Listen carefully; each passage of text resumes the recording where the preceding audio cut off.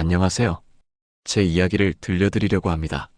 사실 이런 이야기를 남들에게 하는 게 쉽지는 않은데 누군가에게는 힘이 될 수도 있을 것 같아서 용기를 내봅니다. 저는 지금 30살이고 23살인 남동생 재훈이와 함께 살고 있어요. 우리 둘이 함께 산 지도 벌써 12년째입니다. 이 말이 이상하게 들릴 수도 있겠지만 저희에게는 그게 일상이었어요. 제가 초등학교 3학년 때였어요. 그날도 평범한 날이었죠. 학교에서 돌아왔는데 집이 이상하게 조용했어요. 항상 계시던 아빠가 안 보였거든요. 할머니가 부엌에 앉아 계셨는데 그때 할머니 표정이 아직도 기억나요? 그냥 텅 빈 것 같은 표정이었어요. 재영아, 이리 와봐라. 할머니가 저를 부르셨어요. 옆에 앉으라고 하시더니 한참을 말씀을 못 하시는 거예요. 그러다가 결국 말씀하셨죠. 너희 아빠가 집을 나갔다. 그때는 무슨 말인지 잘 이해가 안 갔어요. 집을 나갔다는 게 뭔지, 왜 나갔는지, 언제 돌아오는지도 몰랐죠. 그냥 아빠가 어디 멀리 출장을 간 건가 싶었어요. 언제 와요? 제가 물었더니 할머니가 대답을 못 하시고 그냥 우시는 거예요. 그제야 뭔가 심상치 않다는 걸 알았죠. 당시 재훈이는 겨우 2살이었어요. 아직 아무것도 모르는 나이였죠. 재훈이는 그냥 할머니 옆에서 장난감 가지고 놀고 있었어요. 더 충격적인 건 그 다음 달에 일어났어요. 엄마도 집을 나가신 거예요. 아빠가 떠난 지 한 달도 안 돼서요. 엄마는 그냥 어느 날 아침에 없었어요. 짐도 제대로 안 싸고 메모도 없이 그냥 나가신 거죠. 그때부터 저희는 할머니 손에 자랐어요. 할머니는 당시 69살이셨어요. 이미 연세도 많으신데 어린 손주 둘을 키우게 되신 거죠. 할머니가 얼마나 힘드셨을지 지금 생각하면 눈물이 나요. 할머니는 국가에서 받는 기초생활수급비로 우리를 키우셨어요. 그 돈이 많지 않았지만 할머니는 정말 최선을 다하셨어요. 당신은 드시지도 않으면서 우리한테는 밥을 챙겨주셨죠. 재영아, 너는 밥 많이 먹어야 돼. 공부하려면 머리에 영양이 가야 하는 거야. 할머니는 늘 그렇게 말씀하시면서 당신 반찬을 제 그릇에 덜어주셨어요. 저는 그때는 몰랐어요. 할머니가 얼마나 많은 걸 포기하고 계셨는지. 당신의 노후도 편안한 삶도 다 포기하시고 우리만 바라보며 사셨다는 거요. 우리가 살던 집은 전세집이었어요. 작은 투룸이었는데 할머니랑 재훈이가 한 방을 쓰고 저는 작은 방을 혼자 썼죠. 그 집 옆집에 집주인 아주머니가 사셨어요. 김경덕 아주머니라고 당시 50대 초반쯤 되셨을 거예요. 아주머니는 우리 집 사정을 다 아셨어요.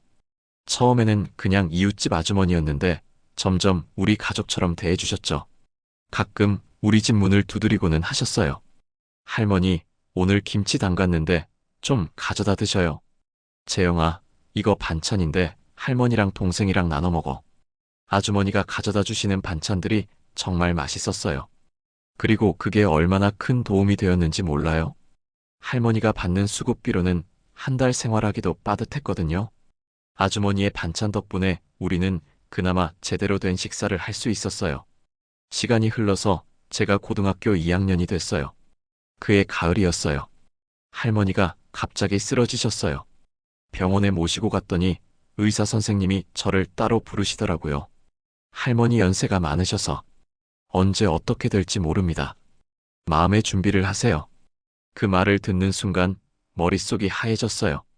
할머니가 돌아가시면 저희는 어떻게 되는 거지? 재훈이는? 저는? 집은? 온갖 생각이 다 들었어요. 다행히 할머니는 그때는 깨어나셨어요. 하지만 예전 같지 않으셨죠. 많이 약해지셨어요. 집에서도 거의 누워 계셨고 제가 학교 갔다 와서 밥을 해드려야 했어요. 재영아, 미안하다. 할매가 너무 쓸모가 없지. 할머니, 무슨 말씀이세요? 할머니가 저희를 키워주신 건데요. 재영아, 할매가 없어지면 재훈이 잘 챙겨줘야 돼. 알았지? 할머니, 그런 말씀 하지 마세요. 할머니 오래오래 사셔야 돼요. 하지만 그해 겨울 할머니는 결국 돌아가셨어요. 노안이었어요. 조용히 편안하게 가셨다고 했어요. 마지막까지 제 손을 꼭 잡고 계셨어요. 재영아, 미안하다. 그리고 고맙다. 그게 할머니의 마지막 말씀이었어요. 저는 그때 18이었고 재훈이는 11살이었어요. 우리 둘만 남게 된 거죠. 장례를 치르는 동안 정신이 하나도 없었어요. 친척들이 몇 명 왔는데 다들 안 됐다는 말만 하고 갔어요. 아무도 우리를 데려가겠다는 사람은 없었죠. 어쩌면 당연한 건지도 몰라요.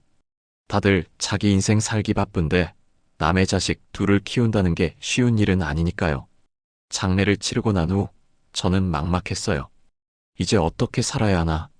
며칠 후 복지사 선생님이 오셨어요. 할머니 장례 때도 도와주셨던 분이셨는데 이번에는 저희 앞으로 계속 살 수 있는 방법을 설명해 주러 오신 거였어요.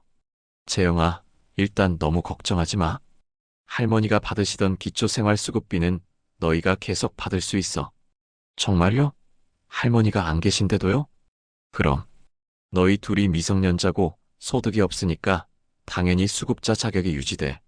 생계급여, 의료급여, 주거급여, 교육급여 다 받을 수 있어. 그럼 저희가 계속 여기서 살 수 있다는 거예요? 응. 재영이 내가 세대주가 되는 거야. 18살이면 세대주 될 수 있거든. 그리고 재훈이는 너의 가족으로 등록되는 거지. 복지사 선생님은 자세히 설명해 주셨어요. 생계급여로 매달 생활비를 받을 수 있고 병원비는 의료급여로 거의 다 지원되고 주거급여도 나온다고 하셨어요. 그리고 저는 고등학생이니까 교육급여도 받을 수 있대요. 그래도 재영아, 너희 복지시설에 가는 게 어때? 거기서 더 체계적으로 지원받을 수 있어. 재훈이랑 같이 갈 수 있어요? 그건 남자 아이들 시설과 연령별로 다른 곳에 갈 수도 있어. 그 말을 듣는 순간 고개를 저었어요. 재훈이랑 떨어질 수는 없었어요. 재훈이는 이미 부모님도 없고 할머니도 돌아가셨는데 저마저 없으면 어떻게 되는 건가요? 절대 안 될 것 같았어요. 저희 둘이 그냥 여기서 살게요. 괜찮아요? 재영아, 내가 아직 고등학생이잖아. 재훈이 돌보면서 공부하기 힘들 텐데. 괜찮아요? 제가 할 수 있어요. 선생님, 제가 재훈이 잘 돌볼게요. 복지사 선생님은 걱정스러운 표정이었지만 결국 저희 의견을 존중해 주셨어요. 서류 작업을 도와주시면서 제가 재훈이의 보호자로 등록될 수 있게 해주셨어요. 그리고 수급비 받는 방법, 병원 가는 방법, 필요할 때 도움받는 방법 같은 것들을 다 알려주셨어요. 그날 밤 재훈이랑 단둘이 집에 있는데 너무 무서웠어요. 이제 정말 우리 둘뿐이구나. 어떻게 살아야 하나. 불안해서 잠도 안 왔어요. 재훈이는 방에서 울고 있었어요. 재훈아. 제가 재훈이 방으로 갔어요. 재훈이는 베개를 껴안고 울고 있었어요. 형아. 할머니 보고 싶어. 나도 보고 싶어, 재훈아. 저도 눈물이 났어요. 재훈이를 안아줬어요. 형아, 우리 이제 어떻게 돼? 걱정하지 마. 형아가 있잖아. 형아가 재훈이 잘 돌볼게.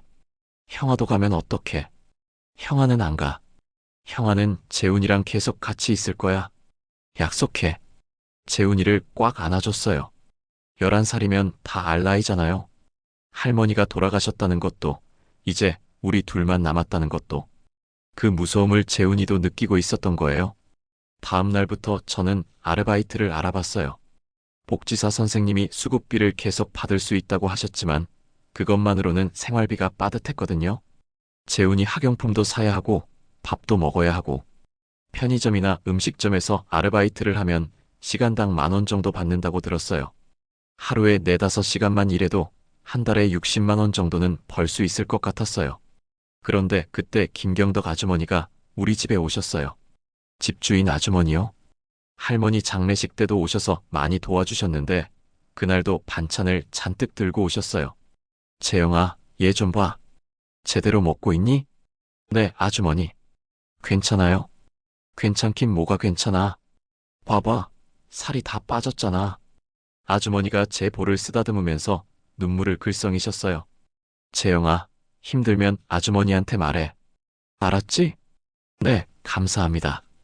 그때 아주머니가 제 방을 보시더니 책상 위에 있던 아르바이트 구인 광고지를 발견하신 거예요. 재영아, 이거 뭐니? 아르바이트 하려고? 아, 네. 생활비가 좀 필요해서요. 아주머니가 그 자리에 앉으시더니 진지한 표정으로 저를 보셨어요. 재영아, 아주머니 말 좀 들어봐. 네. 너 지금 고2잖아. 고3 올라가면 수능 봐야 하는 거 알지? 네, 알아요. 그럼 지금이 제일 중요한 시기야. 이때 공부 안 하면 나중에 후회해. 그래도 아주머니, 당장 생활비는 아주머니가 좀 도와줄게. 그러니까 너는 공부나 열심히 해. 아니에요. 그럴 수 없어요. 아주머니가 왜 저희를. 재영아. 아주머니가 제 손을 꼭 잡으셨어요. 너 성적 좋지? 학교에서 상위권인 거 아주머니 다 알아. 그럼 됐어. 너는 그 머리로 서울대 가야 돼. 서울대요? 그래, 서울대. 너 같은 애가 안 가면 누가 가니? 가서 공부 열심히 하고 나중에 좋은 직장 가서 재훈이 대학까지 보내. 하지만은 무슨. 당장 편의점 알바 해봐야 시간당 얼마 못 받아. 그 시간에 공부해서 서울대 가서 거기서 과외를 해. 서울대생 과외는 시급이 훨씬 높아. 그게 더 효율적이야. 아주머니 말씀이 맞긴 했어요. 하지만 당장이 급한데 몇 년 후를 생각할 여유가 있을까 싶었죠. 그리고 말이야. 아주머니가 다시 말씀하셨어요. 집세는 걱정하지 마. 전세금 올리지 않을게. 너희가 계속 여기서 살 수 있게 해줄게. 아주머니, 대신 약속해. 공부 열심히 해서 꼭 서울대 간다고. 네, 열심히 할게요. 그리고 또 약속해. 힘들면 숨기지 말고 아주머니한테 말한다고. 네, 아주머니. 그날 이후로 아주머니는 정말 천사 같았어요. 일주일에 한두 번씩 들러서 반찬을 챙겨주시고 가끔 용돈도 주셨어요. 제가 사양하면 재훈이 손에 쥐어주시면서 이거 과자 사 먹으라고 하셨죠. 저는 아주머니 말씀대로 공부에만 집중했어요. 학교에서 돌아오면 재훈이 숙제 봐주고 밥 먹이고 재우고 나서 밤늦게까지 공부했어요. 주말에도 도서관에 가서 공부했고요. 재훈이는 아주머니가 봐주시거나 아니면 도서관에 데리고 가서 옆에 앉혀놓고 그림책 보게 하고 저는 공부했어요. 형아는 공부만 해.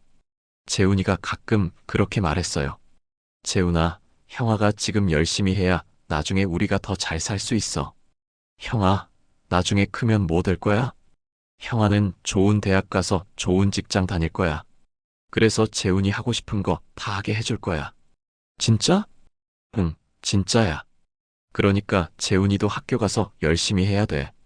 알았어, 형아. 고3이 되고 본격적으로 입시 준비를 할 때였어요.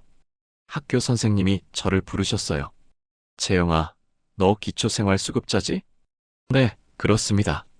그럼 너 기회균형 선발 특별 전형으로 지원할 수 있어. 알고 있었니? 아니요, 처음 들어봐요. 이게 말이야, 저소득층이나 기초생활수급자 같은 경제적으로 어려운 학생들을 위한 특별 전형이야. 수시로 지원할 수 있고 학생부랑 자기소개서, 면접으로 평가해. 정말요? 그래. 너 내신도 좋고 생활기록부 내용도 충실하잖아. 충분히 해볼 만해. 선생님은 저한테 서울대 수시 모집 기회균형 선발 특별 전형에 대해 자세히 설명해 주셨어요. 정시처럼 수능 점수만으로 평가하는 게 아니라 학생의 환경과 노력, 잠재력을 종합적으로 평가한다고 하셨어요. 재영아, 너 서울대 한번 도전해봐. 내 상황이면 충분히 가능해. 너는 힘든 환경 속에서도 포기하지 않고 동생 돌보면서 학업도 열심히 했잖아. 그런 게 다 평가받을 수 있어. 제가요? 서울대요? 그래. 왜 놀라? 너 지금까지 얼마나 열심히 했는데. 자신감 가져. 그날 집에 돌아와서 아주머니한테 말씀드렸어요. 아주머니, 선생님이 서울대 기회균형 전형 지원해보래요. 수시로요. 아주머니가 얼마나 좋아하셨는지 몰라요. 그래? 그럼 당연히 지원해야지. 재영아, 아주머니가 항상 뭐라고 했니? 서울대 가라고 했잖아. 네, 근데 제가 갈 수 있을까요? 당연히 가지. 넌 할 수 있어. 아주머니가 보장해. 그날부터 저는 더 열심히 공부했어요. 내신 관리도 더 철저히 하고 자기소개서도 준비하고 면접 준비도 했어요. 수시 원서 접수 기간에 서울대 기회균형 선발 특별 전형에 원서를 넣었어요. 떨리는 손으로 제출 버튼을 눌렀던 게 기억나요? 재훈이가 가끔 걱정했어요. 형아, 너무 무리하는 거 아니야? 얼굴이 너무 안 좋아. 괜찮아, 재훈아. 조금만 참아. 면접 끝나면 형아 많이 쉴게. 형아, 파이팅. 재훈이의 응원이 큰 힘이 됐어요. 이 녀석을 위해서라도 포기할 수 없었어요. 몇 주 후 1차 서류 합격 발표가 났어요. 떨리는 손으로 인터넷으로 확인했는데 제 수험 번호가 있는 거예요. 1차 합격이었어요. 재훈아, 재훈아. 형아, 뭔데? 형아, 1차 합격했어. 면접 보러 가. 진짜? 형아, 대단해. 재훈이도 좋아하면서 같이 기뻐해줬어요. 드디어 면접 날이 왔어요. 전날 밤 긴장돼서 잠을 거의 못 잤어요. 그런데 아침에 일어나니까 아주머니가 우리 집에 와 계시는 거예요. 재영아, 일어났니? 얼른 씻고 이거 먹어. 아주머니가 미역국이랑 찰떡을 준비해 오셨어요. 아주머니, 면접 잘 봐야 돼. 알았지? 긴장하지 말고 내가 살아온 이야기를 솔직하게 들려주면 돼. 네, 감사합니다. 그리고 이거. 아주머니가 제 손에 뭔가를 쥐어주셨어요. 엿이었어요. 꼭 붙으라고. 꼭 붙어야 돼. 네, 꼭 붙을게요. 면접장에 가면서도 계속 아주머니 생각이 났어요. 저를 위해 이렇게까지 해주시는 아주머니를 위해서라도 잘 봐야겠다고 생각했어요. 서울대 캠퍼스에 처음 가봤는데 너무 크고 아름다웠어요. 여기서 공부할 수 있다면 얼마나 좋을까 생각했죠. 면접장에 들어갔을 때 교수님들이 3분 계셨어요. 다들 엄숙한 표정이셔서 더 긴장됐어요. 앉으세요. 감사합니다. 먼저 자기소개 부탁합니다. 네. 저는 재영이라고 합니다.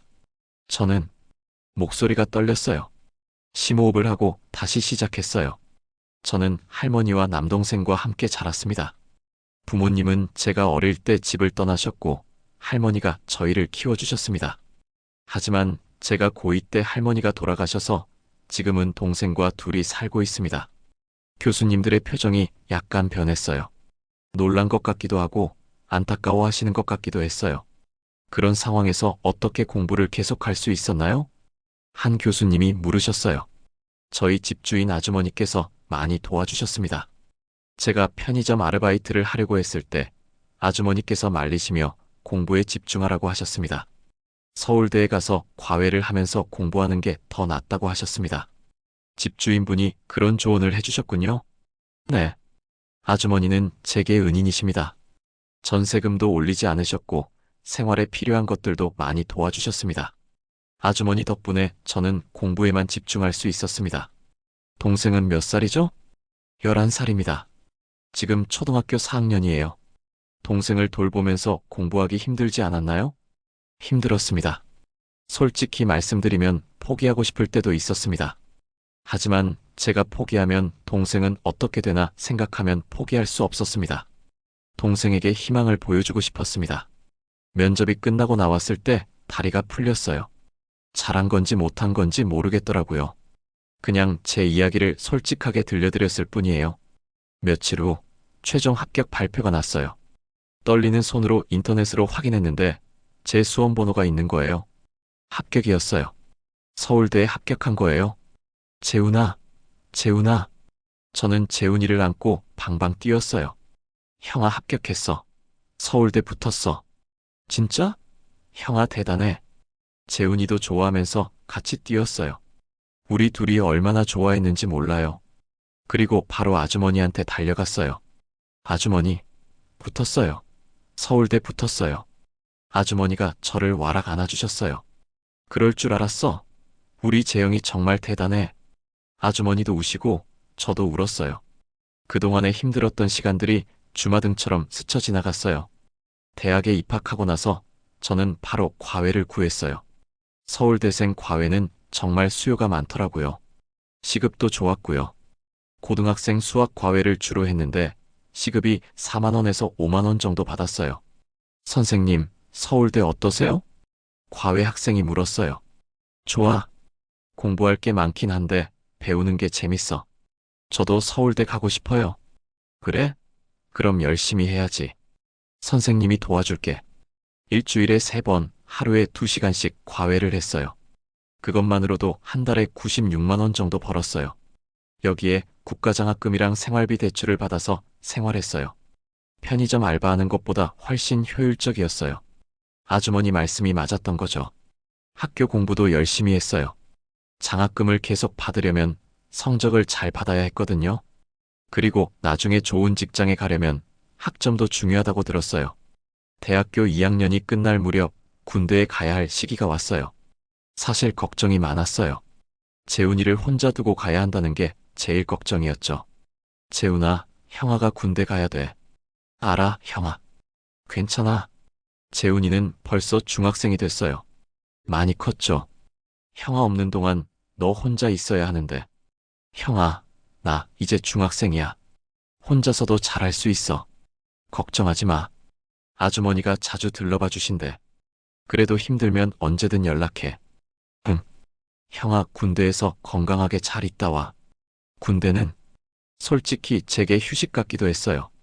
이상하게 들릴 수도 있겠지만요. 그동안 계속 긴장하고 살았는데 군대에서는 그냥 시키는 대로만 하면 됐거든요.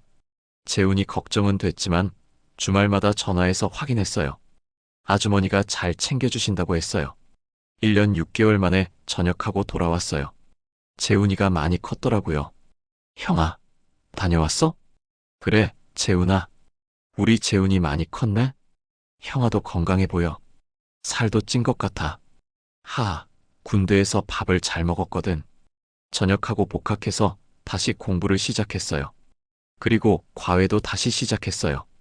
이번에는 경험도 있고 전역 군인이라는 타이틀도 있어서 시급을 더 받을 수 있었어요.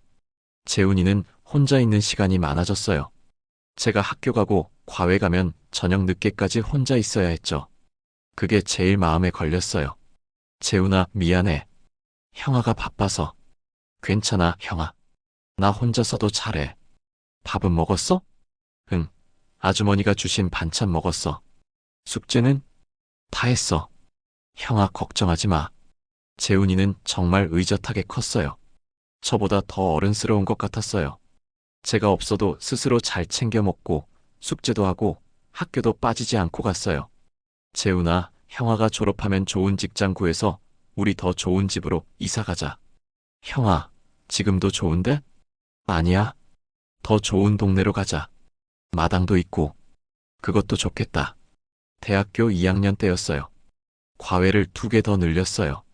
바빴지만 돈을 더 벌어야 했거든요. 재훈이도 중학생이 되면서 학원도 보내야 하고 용돈도 줘야 하고. 형아, 너무 무리하는 거 아니야? 재훈이가 걱정했어요. 괜찮아. 형아 아직 젊어. 형아, 나는 학원 안 가도 돼. 혼자서도 공부할 수 있어. 안 돼. 넌 학원 가야 돼. 형아가 다 알아서 할게. 솔직히 힘들었어요. 학교 수업 듣고 과외 4개 하고 집안일하고 재훈이 챙기고 하루하루가 전쟁 같았어요. 하지만 버텨야 했어요. 어느 날 학교 친구가 물었어요. 재영아, 너 동아리 활동 안 해? MT도 안 가고. 나 바빠서 못 가. 너 맨날 바쁘네. 과외만 하지 말고 좀 놀아. 나중에. 사실 부러웠어요. 친구들은 다 연애도 하고 MT도 가고 여행도 가고 저는 그런 거 전혀 못했거든요. 하지만 그게 제 현실이었어요. 대학교 3학년이 됐을 때 아주머니가 편찮으셨어요. 병원에 가셨는데 큰 병은 아니고 그냥 나이 드시면서 생기는 거라고 하셨어요. 아주머니, 괜찮으세요? 응, 괜찮아. 나이 먹으니까 여기저기 아프네. 제가 뭐 도와드릴 거 없어요? 너 바쁜데 무슨. 그냥 내가 건강하고 잘 지내는 게 아주머니는 제일 좋아. 아주머니 덕분에 제가 여기까지 왔어요. 정말 감사해요. 뭘 감사해? 아주머니가 더 고마워. 너 같은 착한 애를 봤으니. 아주머니는 제게 정말 부모님 같은 분이었어요. 아니, 어쩌면 부모님보다 더 많이 신경 써주신 분이었죠. 대학교 4학년이 되자 취업 준비를 시작했어요. 친구들은 대학원 가는 애들도 있었는데 저는 빨리 돈을 벌어야 했어요. 재훈이도 이제 고등학생이 되는데 대학 갈 때까지 돈이 필요했거든요. 여러 회사에 지원했어요. 면접도 많이 봤고요. 그러다가 좋은 회사에서 합격 통보를 받았어요. 대기업이고 연봉도 괜찮았어요. 재훈아, 형아 취직했어. 진짜? 축하해, 형아. 이제 우리 더 잘 살 수 있어. 조금만 기다려. 형아, 나는 지금도 행복해. 재훈이의 그 말이 저를 울게 만들었어요. 이 녀석은 항상 저를 걱정하고 자기는 괜찮다고 행복하다고 말해줬어요. 회사에 다니기 시작하면서 과외는 그만뒀어요. 회사 일이 생각보다 바빴고 저녁 늦게까지 일할 때도 많았거든요. 그래도 월급이 꼬박꼬박 나오니까 생활이 훨씬 안정됐어요. 재훈이 용돈도 제대로 줄 수 있었고 가끔 외식도 할 수 있었어요. 형아, 오늘은 내가 고기 사줄게. 뭐? 재훈이가? 응. 알바 시작했거든. 주말에 편의점에서. 야, 너 공부해야지. 알바는 무슨? 형아, 나도 용돈 벌고 싶어. 형아한테만 받기 미안해.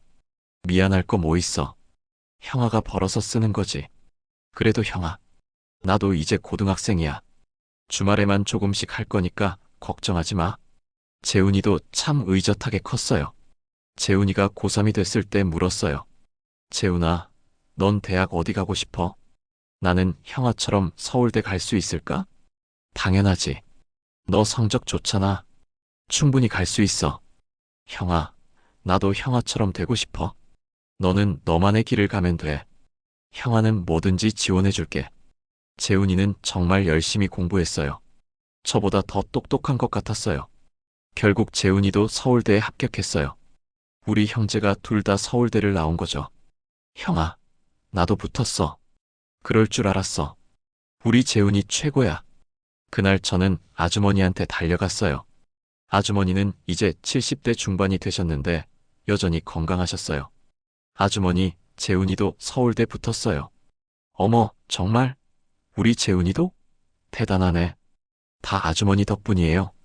아주머니가 저한테 서울대 가라고 하지 않으셨으면 저희가 어떻게 됐을까요? 아니야. 다 너희들이 잘한 거야.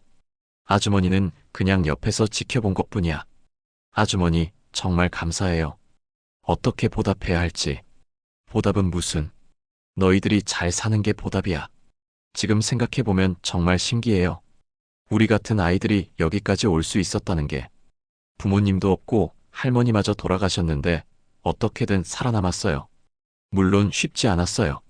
포기하고 싶은 순간도 많았고 너무 힘들어서 울었던 날도 많았어요. 하지만 포기하지 않았어요. 재훈이를 위해서, 저를 위해서, 그리고 돌아가신 할머니를 위해서. 가끔 생각해요. 만약 김경덕 아주머니가 없었다면 어떻게 됐을까? 아마 저는 편의점에서 아르바이트를 하면서 간신히 고등학교를 졸업했겠죠. 대학은 꿈도 못 꿨을 거예요.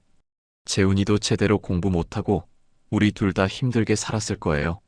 하지만 아주머니는 저한테 다른 길을 보여주셨어요. 당장의 돈보다 미래를 위한 투자가 더 중요하다는 걸 가르쳐 주셨죠. 그리고 그 말씀을 믿고 따라간 제 선택이 옳았어요. 지금 저는 회사에서 일하면서 재훈이 대학 등록금도 다 내주고 있어요. 재훈이는 장학금도 받고 저도 도와주니까 학교 다니는데 전혀 문제 없어요. 얼마 전에 재훈이가 말했어요. 형아, 나 졸업하면 빨리 취직해서 형아 도와줄게. 너는 내가 하고 싶은 거 해. 형아 돕는 건 나중에 생각해. 하지만 형아는 나 때문에.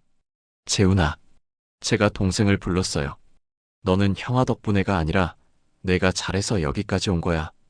형아는 그냥 옆에 있어준 것뿐이야. 형아, 그러니까 자책하지 마. 그리고 내가 행복하면 그게 형아한테는 제일 큰 보답이야. 재훈이가 저를 안았어요. 우리 둘이 얼마나 울었는지 몰라요. 지난 7년이 주마등처럼 지나가요. 정말 힘들었지만 포기하지 않길 잘했어요. 그리고 무엇보다 김경덕 아주머니를 만난 게 제 인생 최고의 행운이었어요. 어제 아주머니한테 갔어요. 요즘 만든 반찬 들고요. 아주머니, 제가 만든 건데 맛있을지 모르겠어요. 어머, 우리 재영이가 이제 요리도 하네? 네, 회사 끝나고 유튜브 보면서 배웠어요. 대견하네. 아주머니가 너 처음 봤을 때가 엊그제 같은데 이렇게 훌륭하게 컸네. 다 아주머니 덕분이에요. 또 그런 소리 하네. 재영아, 너 알아? 네? 너는 정말 대단한 아이야. 그 어려운 상황에서도 꿋꿋하게 동생 키우면서 공부해서 여기까지 왔잖아. 아주머니는 그냥 옆에서 조금 도와준 것뿐이야. 아니에요. 아주머니가 없었으면 저는. 재영아, 아주머니가 너한테 해준 게 있다면 딱 하나야. 너한테 희망을 보여준 거. 넌 충분히 잘할 수 있는 아이였어.